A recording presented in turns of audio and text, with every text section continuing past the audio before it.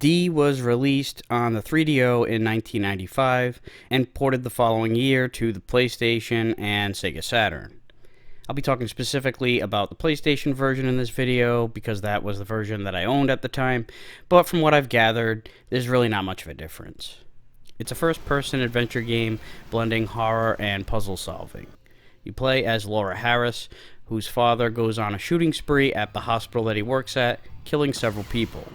When Laura heads down to the scene, she gets sucked into an alternate dimension where she must solve puzzles to advance through a fucked-up castle to find her father. During the process, she'll occasionally trip balls, seeing flashbacks of a family tragedy in her past, and her father appearing as an apparition, sending messages to her that gradually reveal more of the story. So why is it called D? Well, the back cover does reveal part of the equation. Daughter, death, delirium, a few others. But the one that makes up the biggest part of the equation gets revealed toward the end of the game, so I'll cover it later on in the walkthrough. You can't move everywhere freely. Use the D-pad to trigger a full motion video where Laura walks to a specific spot, or turns to face another direction. And using the action button will trigger an event if applicable, like trying to open doors, push buttons, and collect items. You can't die per se, there are no enemies, although there is a combat scene where you have to push certain buttons at the right time, like the original Dragon's Lair, but if you fail, you can just start the sequence over again. The challenge, though, comes from the time limit. You have 2 hours in real time to complete the game, and there is no save function or pause option, so you better bring a bedpan. You not only have to solve all the puzzles, but you have to do it efficiently. If you get yourself stuck, you might wind up running out of time. If you're unsure of what to do, you can get a hint by opening up your compact, which will show you where you should be looking, but you can only use it 3 times. The mirror cracks a little more each time and breaks completely on the third one. The thing is, though, even with the time limit, it's not super challenging. You're confined to a pretty small area at any given time, so you don't have a lot of backtracking to do, and it doesn't really take long to comb the entirety of the available space that you're in. Although you do move very slow. For someone who's in a hurry to beat the clock, Laura sure takes her sweet-ass time. While some might argue that the pace is painfully slow, and you're limited in what you can do in the first place, others may argue that the pacing just adds to the ambiance. The puzzles are also not that hard to figure out, although my dumbass did get stuck on one for a while because I overthought it. There are 2 endings, one good and one bad, depending on a decision that you make at the very end. But aside from viewing the other ending, once you beat the game, there's not a lot of reason to go back and play again, unless you just feel like watching it all unfold again, or if you wait long enough between playthroughs that you forgot everything. So you should be able to finish it fairly quickly, and without much in the way of replay value, it ends up being pretty underwhelming. The game hasn't aged terribly well. The voice acting, which is done exclusively by the father, Laura never speaks, and there are no other characters that are alive, is particularly bad. And since there's no intentional comic relief whatsoever, you'll find the dialogue amusing by default. That being said, this was 1995, and good voice acting was not a common staple in video games at all, so whatever. The graphics were good for the time, the backgrounds look especially nice, and there's a lot of detail, and the plot, while it has a decent premise that gets more intriguing as it develops, gets a very unintentionally cheesy payoff. But I do like the dark and eerie atmosphere quite a bit, and the plot is fine, but that one eye-rolling element does drag it down a bit for me. I'll get more specific about what I mean in the walkthrough portion to avoid spoilers. So yeah, the suspense is completely nil when going back to play it again, because you know no danger exists. But it's still cool to go back years later and kinda sorta relive it. It is an interactive movie after all, so it's just like rewatching a movie. That being said, the slow pace does make re-experiencing the game drag on more than anything. So all in all, it's a mixed bag. I want to give it a D rating just because, well, yeah, that'd be living up to its name then, wouldn't it? But that's too damn obvious, and it would be unfair. The game is better than that.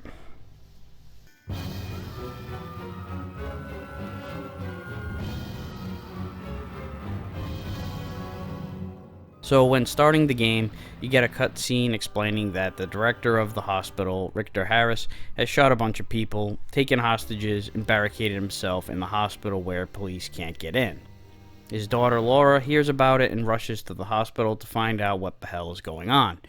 Even though the police are barricaded out and can't get in, Laura is able to just casually walk in, no problem. She comes across the corpses of her father's victims, and then this weird glob appears out of nowhere, engulfs Laura, and she's suddenly transported into a castle, where you now assume control of her. If you try to exit out the front door, you'll discover it's locked, so there's no way out of here. Head to the left of the dining room table, and you'll start hearing your father calling out to you.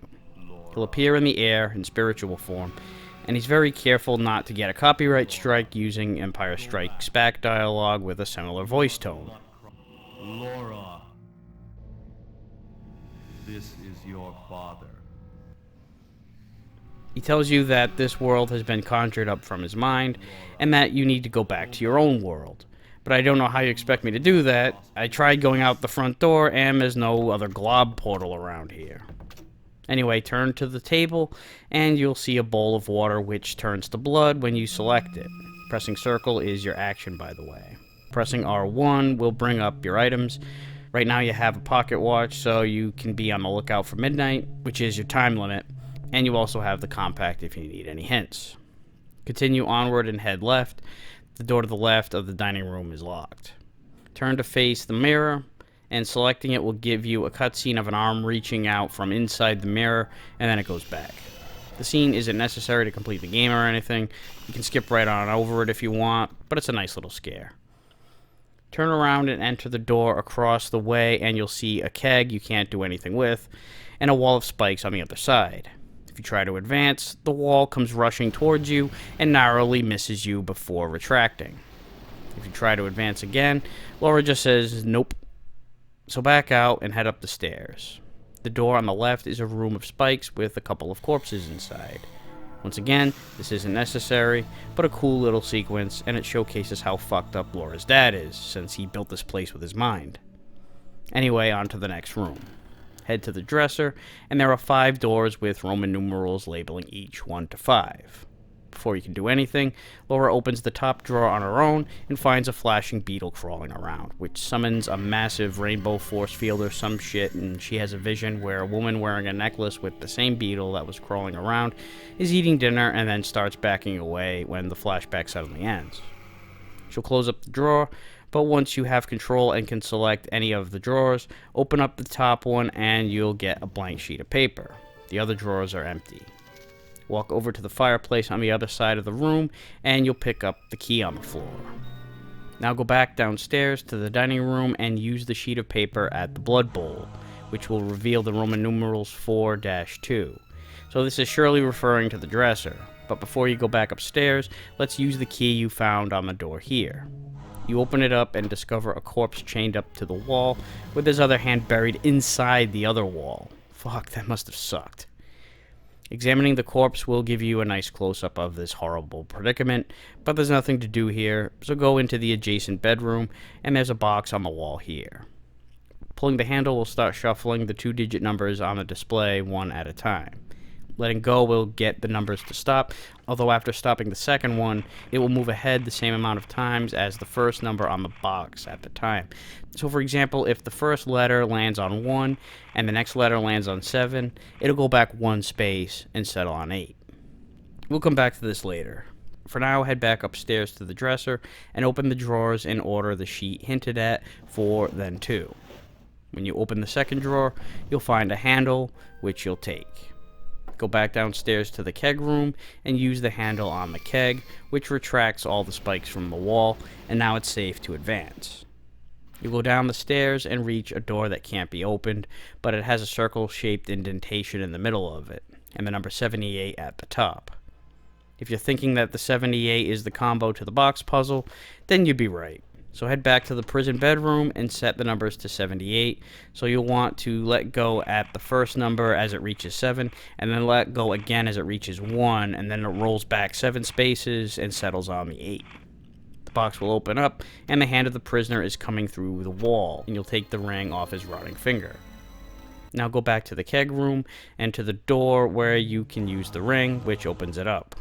Now, yeah, you can do this all a little quicker.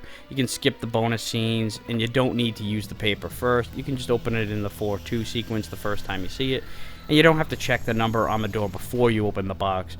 But I'm just trying to take you through the game in the way that it was meant to be played, goddammit. Anyway, you'll head down the stairs and do your best Indiana Jones impression, because a huge fucking boulder comes rolling towards you. You don't have to push any buttons or anything. Laura will reach the bottom of the stairs, the boulder will block your access to the first floor, and this marks the end of Disc 1. Disc 2 puts you in a bedroom. You've got a door in the far corner, which is locked, a desk drawer to the right side, which is also locked, and this weird wheel thing with images on each that you can rotate around. If you examine the desk, you'll find another beetle crawling around, and you'll be thrown into another vision. This one a continuation of the last one, where someone grabs a knife and threatens the woman in the beetle necklace who is backing away. If you walk up to the painting in the center of the wall here and inspect it, the painting will animate a half smile with some creepy ass laughing to go along with it, and quickly show you an arrangement of images that matches the wheel thingy over here. So go back to it and line it up so that the deer is in front, just like in the picture. Now when you try to open the door, the wheel will spin like a madman, and the door is now unlocked. Open it up, and you're in a study room of sorts. On the far side, there's a bookcase with one book noticeably missing. The door that's just opposite of the one you came in leads to the small room full of rotting corpses. Boy, your dad has a sick mind. Inspect the room, and Laura will find that one of the corpses has clung onto a key, so she slams it a few times to wrestle it away. Go back to the desk drawer in the bedroom and use the newly acquired gold key to open it up and retrieve a book. Now go back to the bookshelf in the study, but on your way you'll get another encounter with the ghostly head of your dad. He reiterates that you need to go back to your own world, but again there's no way to do it. You're trapped in here, damn it. So now go back to the bookcase and place the book in the empty slot in the shelf, which opens up a secret doorway. Laura will head up the stairs, and after entering the next room, steel bars will pop out and block you from going back. And now you're stuck in this room with nothing but a wheel. If you turn the wheel, you'll notice that the door behind you has changed to a brick layout, which you can't do anything with. It's closed off. Turning it a second time leads to the same result. What the hell is happening here? But on the third spin, you'll see that the original door is back. But when you open it up, it's not the steel bars anymore, it's a whole different room. So basically this wheel rotates the room you're inside to line up with a different room outside of it. Think of it like a clock, with the starting point at 12 o'clock. If you spin it 3 times to 3 o'clock, you'll come to the openable door that I mentioned earlier, which leads downstairs to an open area with a treasure chest in the middle. But if you try to get it, spikes will pop out of the ground, so yeah, this is inaccessible right now. Back up the stairs and you'll get another visit from your dad, who warns you that he's losing control of himself and that he'll become someone else who will put her in danger, and he wants her to leave before that can happen. So back to the wheel. 2 more spins leads to another door, this one with a staircase upward. Head up and you'll open up an overhead door that leads outside. You'll find a door on your right, but it's locked, and there's a diamond-shaped indentation in the middle. Moving on, you'll come across a fountain where you'll see another beetle, which leads to another vision, this time where the perp with the knife stabs the woman 5 times, spilling blood all over the place. Near the fountain are 2 panels with 8 buttons each of various colors. Also, each one is represented by astrological signs, Sagittarius and Aquarius. Can't do anything with this yet, or at least we don't know how. So back down to the wheel, and spinning it 1 more time from here to 6 o'clock leads to a small room with a massive stained glass window, which you can't do anything with. So back to the wheel, and turning it 4 times from here to 10 o'clock will open up a door leading down these stairs to a hallway filled with night statues. Laura will reach a pit at the end, and when she turns around, holy shit, one of these fucking things is alive. Now here is the Dragon's Lair segment that I mentioned earlier in the review, where you have to dodge his attacks by pressing the right button at the right time when the prompt pops up. There's very little time to pull this off, even when you know the button sequence. You have to push it right away. If you miss, you'll get knocked into the pit, brush yourself off, climb up, and start the same sequence over. Anyway, the sequence is left, right, left, and circle, where Laura will push the knight into the pit, he'll break into pieces, and she'll pick up the sword that he dropped. Now go back up to the wheel and spin it 7 times to 5 o'clock and then back outside. Go to the locked door and use the sword to insert it into the hollow, and it'll automatically open up the door, breaking the sword in the process. Head upstairs and you'll find a kaleidoscope which, when looking into the glass, will reveal some shapes that look a lot like the ones on the buttons outside. Sure enough, if you check out this handle, you'll see that there's a setting for different astrological signs that display different colors. When it's on Sagittarius, it's green, and on Aquarius, it's light blue. So now go back to the button panels and push green down on the Sagittarius and light blue on Aquarius, and it'll cause the fountain to drain and fill up the open space where the treasure chest is, floating it to the surface. So for the record, in case anyone was curious, this was the puzzle that I had mentioned earlier that I was stuck on. If memory serves, I don't think I was privy to what the astrological symbols were, and I know for sure that I overthought this whole button thing, because you can have any combination of them up or down, along with the fact that there were multiple stars in the background of different colors, so I had assumed that they all were useful in some way, not just the stars in the foreground. So I was trying different combinations, not realizing it was so much simpler than I thought. So anywho, now you want to go back to the chest. Go to the wheel, spin it 10 more times to 3 o'clock, and downstairs to the chest. Laura opens it up, revealing an old-ass gun. Hopefully it still works. On your way back up, Daddy Dearest makes another appearance, reiterating that he will lose control of himself soon and transform into another self that will have need of you. Now back to the wheel, turn it 3 more times to 6 o'clock to get to the stained glass room, and then use the gun to shatter it to pieces where the second disc ends. Disc 3 finds Laura stepping outside where the wall used to be, and climbs a ladder on the castle wall in through this window, which closes up on her as soon as she gets inside. So now walk straight down this hall, and on your way you'll get another impromptu meeting from your father, who tells you that the other self he's transforming into needs blood to complete the metamorphosis, and that they're cursed with the blood of Dracula in their veins. You'll stop about halfway across, keep going until you get to the end, and you'll get another vision. This time the stabbed woman lies dead on the floor, and it's revealed that not only was it Laura that killed her, but she also fucking ate her. This part isn't necessary to complete, as none of the flashbacks are, but they do enhance the story, so unless you're low on time, why not? Now go back to the halfway point and turn right, or where your left originally was, and examine the wall to find a hidden compartment that has this wheel gear contraption thingy. You'll notice this red glob on the left gear, and a gap in the right gear. The lever on each side dictates how many positions each gear will move after pressing the button in the center. The goal is to get the glob in the same position as the gap. Remember, you have to move both gears at the same time when you press the button. This isn't like the box where you can manipulate where each number goes independently. So how this thing works is each lever has 3 settings: towards you, away from you, and in the center. Each of the 9 combinations results in a specific pattern for each of the gears to move. Rather than list all 9 combinations, just do this sequence when you first walk in. Have the left lever center and the right lever towards you, and push the button twice to get the glob lined up. Then set the left lever towards you and leave the right one towards you, and push it 3 times, and the gear will move 2 positions each time and line up with the glob on the gap. This will open up a hidden passageway up this pretty staircase. You'll come to a portrait of Laura's mommy, and after inspecting it, Laura will trip balls, the wall will move, and you'll finally reach your father, who goes on to explain that they have Dracula's blood in their lineage, that they're cursed to thirst for blood and eventually transform into cannibalistic vampire fucks, which is exactly what almost happened to Laura some years ago when she started turning and stabbed her mom to death before feeding upon her. Her dad erased it all from her memory and tells her to join him as he starts to transform. At this point, you're left with a decision to make. If you walk forward, you'll choose to accept his invitation, and he feeds upon you, just like he warned you about earlier, and the credits roll with munching sound effects in the background. So that's the good ending. Just kidding. Although the good ending is more bittersweet than anything.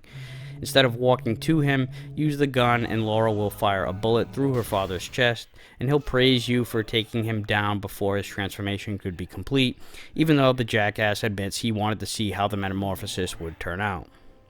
Content that he can now die as a man, he croaks in his daughter's arms, they re-teleport back to the hospital, and then the credits roll, with a rocking theme song and some pictures of the development team and whatnot. So I mentioned earlier that I found the ending cheesy, but didn't want to spoil the specifics, so I'll elaborate on it a little bit more here. While this isn't an amazing story or anything, it definitely wasn't something that was being done all the time either. Definitely not in 1995. All of the game's mysteries behind the murders committed by your father, the details of the death of your mother, and why you're in this alternate universe created by the warped mind of your dad in the first place, they all gradually get revealed more and more as the game goes on, and it's all quite intriguing despite the bad voice acting. And I actually quite liked the twist of Laura being the murderer of her mother, even though it was hinted at quite a bit since the stabbings were done in first person. And the interactions with her father, including the ending scene, that was fine too. What made me roll my eyes, though, was the reveal that they had Dracula in the family bloodline. I mean, really, that's what D ultimately stands for? I thought it would have been much more interesting if they simply had some supernatural cannibalistic gene in their body. It would have paired up well with Richter being a doctor and all that too. But to just go to the well with Dracula, nah. But whatevs, it didn't ruin the game for me. There would be a sequel, D2, on the Sega Saturn, but interestingly enough, it ignores the events of the first game. It's a completely standalone story, so maybe we'll cross that one down the road. But for now, that'll wrap up this edition of Aqualung's Game Reviews. See you next time.